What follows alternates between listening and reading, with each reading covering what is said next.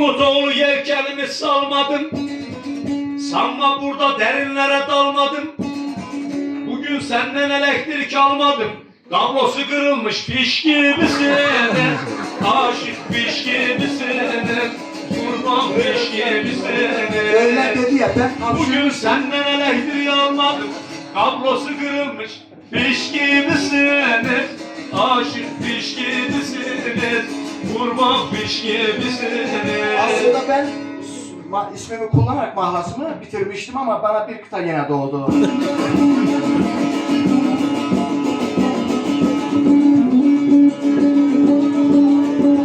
Arif Gülcan'ı sen de geçersin, ona önüne gelenleri biçersin. Günün 24 saati her gün içersin, aşk buçuk keş gibisiniz, aşık keş gibisiniz. Ama zorla söylendi, ne yapayım hocam? Yani orayı biraz abarttı efendim, öyle fazla işime yok. Bir kadeh aldıktan sonra doyana kadar. Çok güzel. Gel gel.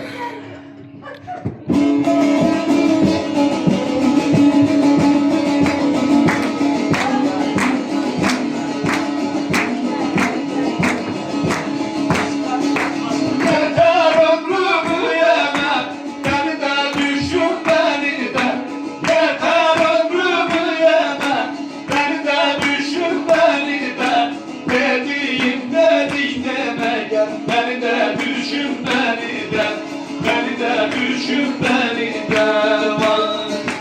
Her ne desem dalarım, yüreğimde yanarım. Her ne desem dalarım, yüreğimde yanarım. Etrafında dönerim gel, beni de düşün beni de. Beni de düşün beni de var.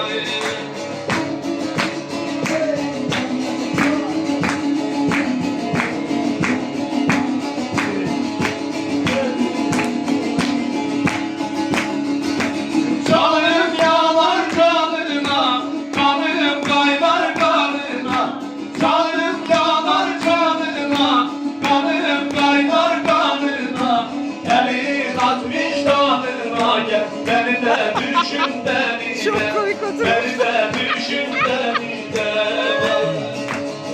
Çok ne desem ağır abiler. yüreğimde yanarım. Her ne desem dalarım, yüreğimde yanarım.